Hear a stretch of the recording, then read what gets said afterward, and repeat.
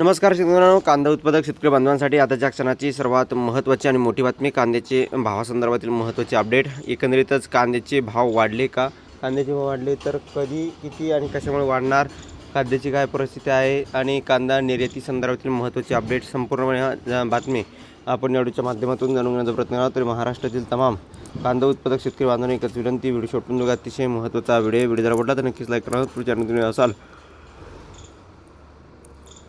तर माझा शेतकरी यूट्यूब चॅनलला सबस्क्राईब करून जाऊ, लाईक करून घंटा दाबू नका, जेणेकरून नोटिफिकेशन तुमच्यापर्यंत सर्वात अगोदर पोहोचते। तर मित्रांनो, व्हिडिओला सुरुवात करतो आहे।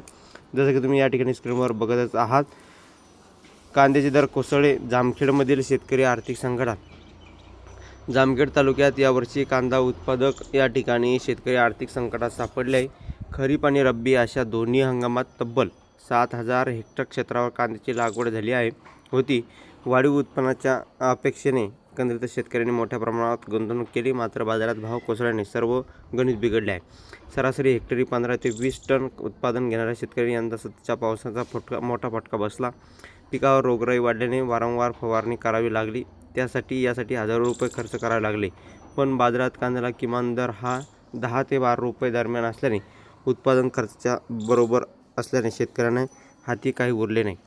खते, बियाणे, मंजुरी, फवारणी यावर प्रचंड खर्च झाला, पण बाजारात कांद्याला भावच नाही, कष्ट करूनही हातात काहीच राहत नाही, अशी संतप्त प्रतिक्रिया शेतकऱ्यांनी व्यक्त केली आहे। काही ठिकाणी तर कांदा विकण्यापेक्षा शेतात टाकून देणे स्वस्त पडत असल्याची परिस्थिती निर्माण झाली आहे। काही शेतकऱ्यांनी कांदा चाळीतच ठेवला आहे, पण ऊन व वातावरणातील बदलामुळे कांदा खराब होण्याचे प्रमाण वाढले आहे, त्यामुळे शेतकरी मेटाकुटीला आला आहे। दरम्यान प्रशासन आणि सरकारकडून कोणतीही ठोस उपाययोजना न झाल्याने शेतकऱ्यांचा रोष वाढत आहे। हमीभाव जाहीर करणे, कांदा खरेदी केंद्रे सुरू करणे आणि नुकसान भरपाई देणे अशा मागण्या जोर धरू लागल्या आहेत। तातडीने निर्णय घ्यावा अशी मागणी शेतकरी करत आहे।